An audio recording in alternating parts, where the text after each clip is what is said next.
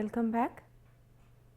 Today we are again going to continue our discussion on e-business capacity planning. In fact, we already know from the last class that the steps involved in capacity planning are characterizing customer behavior, which we did some 2 classes back, then characterizing site workload, which also we did it, and we also saw one queuing example for that. Then workload forecasting, development of performance model, obtaining performance parameter, etc. are the other steps. So, here we continue with that discussion where we were trying to see that whenever we go for performance modeling, whether our site is capable of handling the load or not, each of the functions that is offered by the site, we can actually break it down into a number of sub functions in terms of how the client and server interact. So, here this client server interaction has been represented in the form of a client server interaction diagram. And we saw last class that how to use a queuing model to solve this, to find out various performance parameters. Now, here during this performance modeling, each resource has to be modeled as a queue and all the resources can be modeled as a queuing network. So, last class we saw one example of a queue, a single server queue, but in case you have more number of resources, then it is more practical to represent it in the form of a queuing network. So, in a queuing network you can even go further detail by showing how the interaction within each of the servers takes place, from processor to disk and so on. In case this is just one example, in case you have multiple sites, multiple mirrored sites, then the network is going to be even more complicated. But anyway, as I have told you, our focus is not on teaching you about various kind of mathematical models involved. It is just to show the application of those models, taking few examples. If you are interested, you can always take a course related to that, in this case for the queuing model. But anyway, the next task is your workload forecasting. During your workload forecasting, the data again has to come from the log file. Your log file contains the last requests made to the site, all the requests so far made to the site. So, analyzing this, you can actually again forecast the workload. Here you will be using various forecasting models, but we are not going to discuss about the forecasting models. You can, if you wish, you can read about them. But the steps involved are: first you have to visually inspect the data, you have to choose appropriate forecasting model, and this forecasting model in terms of each business function you have to see, like which business function is overloaded, which business function is not. It may so happen in a specific period a particular business function is getting overloaded. So, if you break this demand on each of the specific functions, demand in the sense the number of requests in terms of specific functions in different periods of time, you can even forecast, make the forecast not only at a very gross level where you consider all the functions together, but you can also make the forecast where you are making the forecast for individual functions. Let us say search, product search, when the load on product search is very high, payment, when the the load on payment function is very high, and so on. So, using these forecasted values in performance models and workload characterization models, you can actually plan for the future wave of demand. In this context, we are going to see one example. In this particular case, a site sells computer components and other electronics products, software and various gift items. Now, this store's revenue consists of merchandise revenue and revenue from banner ad. By merchandise revenue we mean by selling they will be by selling the items they will be getting some benefit, that we say it is as merchandise revenue. Similarly, by banner ad, showing various banner ad in their site, they also get some, they also earn something. So, that we call as banner revenue. So, the situation goes like this: 97% of the store's customers do not make any purchase, and the data shows the last fiscal year generated a merchandise revenue of some $94 million and an ad revenue of some 900,000. So, anyway, whatever irrespective of the value, this is the merchandise revenue, this is the ad revenue. Now, during special events, the traffic goes up to 400% than that of a ordinary day, like Diwali or let us say Christmas. During some events, the traffic even goes up in the website. Okay. Now, in this capacity planning situation, it faces many problems. One such problem is its board of director is setting a goal of certain merchandise revenue and certain ad revenue for the next fiscal year. Now, the problem is how do you figure out whether your site will be able to take the load or not.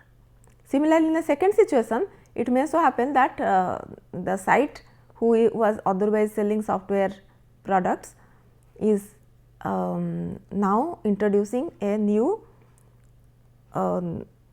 product which earlier it was used to make provision for downloading only the software product. Now, it has provision for downloading music from its site. Now, depending on the expectations of the management, how should you plan for your workload in the site, and whether your infrastructure is ready or not, how do you evaluate it. Anyway, this can be some two situations for this particular case, and of this we are going to look at the first one and see that how the data generated from access log and the management's expectations can be used to figure out whether the site is ready and whether the infrastructure is ready to handle the future wave of demand. Now, for what is the management's expectation?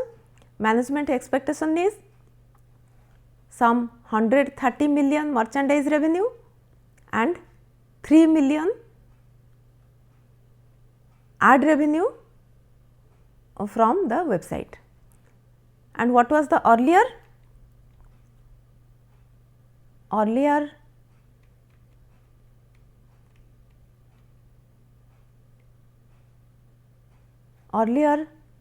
it was 94, from 94 you are going up to 130, and here it was 0.9 and you are going up to 3 million. Now, what should the company's strategy be, and how with this management's expectation, what should be the company's strategy be for the infrastructure. So, let us try to see from various data sources how it is we are calculating it. Now, look, suppose from the customer behavior model graph,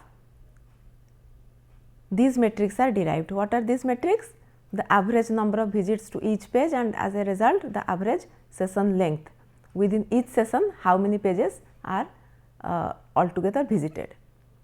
So, that how many pages are altogether visited means within that session that many number of downloads page requests are going to come on an average, and this is your buy to visit ratio.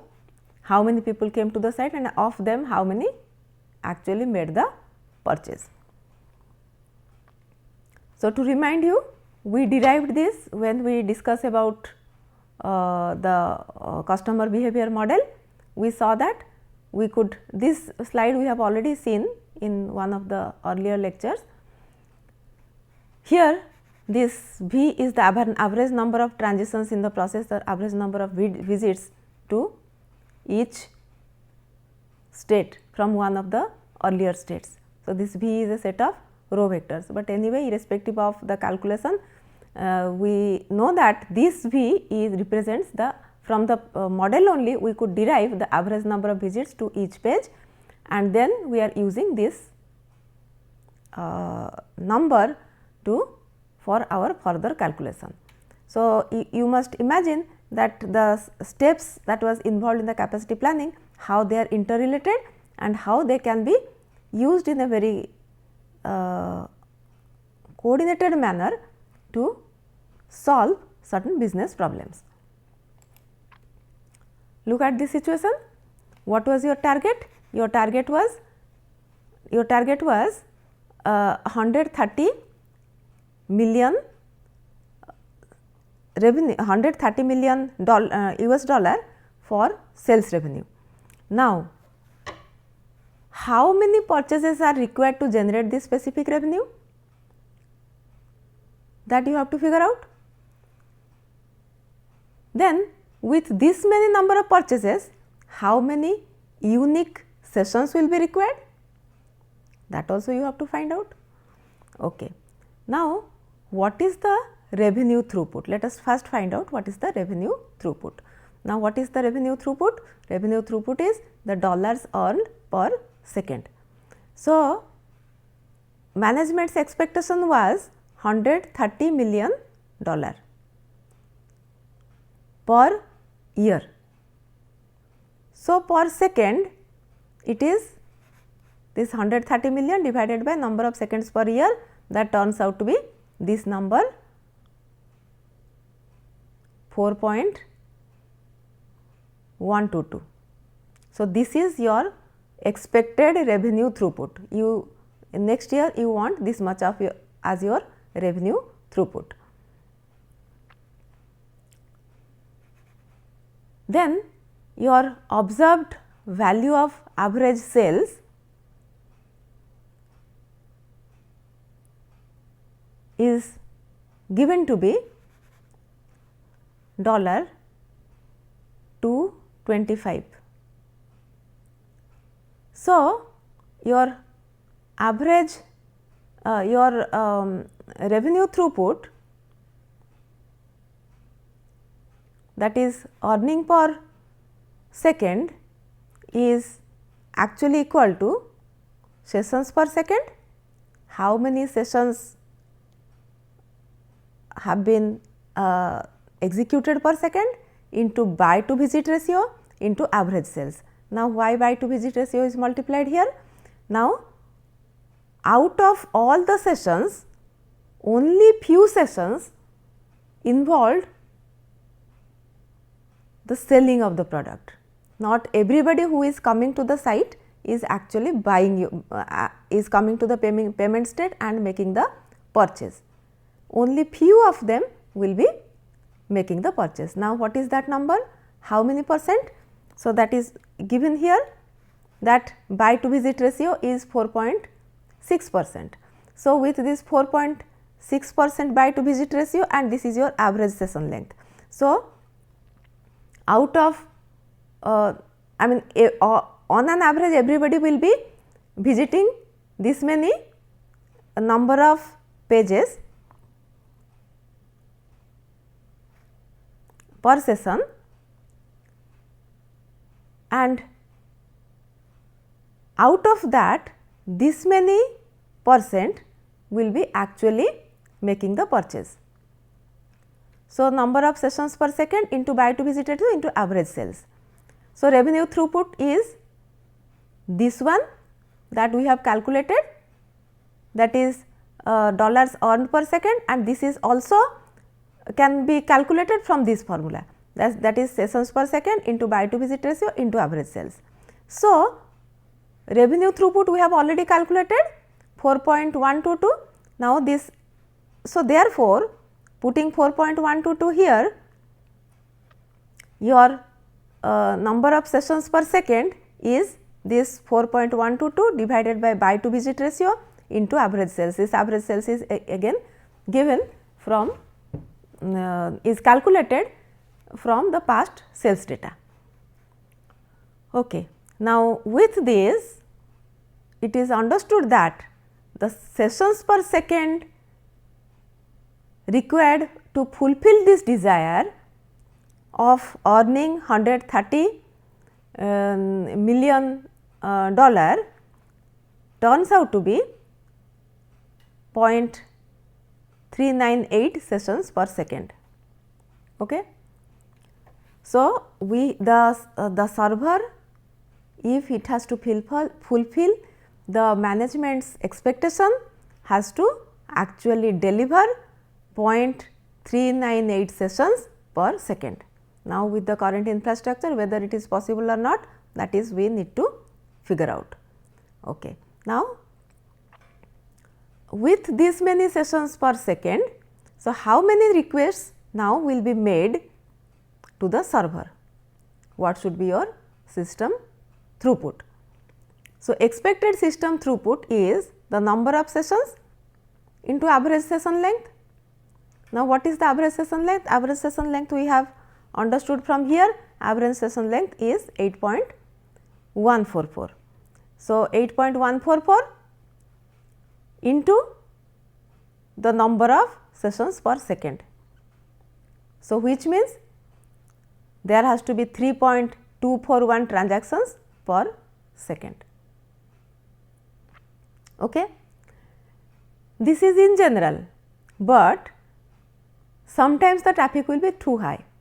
From past observation, it is understood that the observed traffic burst, whenever there is some special selling season or so, it will be some 20 times from the normal load. So, if it is has to be 20 times from the normal load, the site has to serve this many requests per second on a very high traffic day. So, now this many requests per second, if the your infrastructure has to, your site has to deliver, is your site ready? That is the question. Now, what we have figured out is, we have from the expectation of the management, somehow we are able to calculate the value that how many requests per second the site has to deliver. Now, considering again your performance model, where we consider the arrival rate to be lambda and service rate to be mu, your service rate remains constant, because if you are going with your old infrastructure, your service rate used to be, will be your constant, and your arrival rate is 64.82.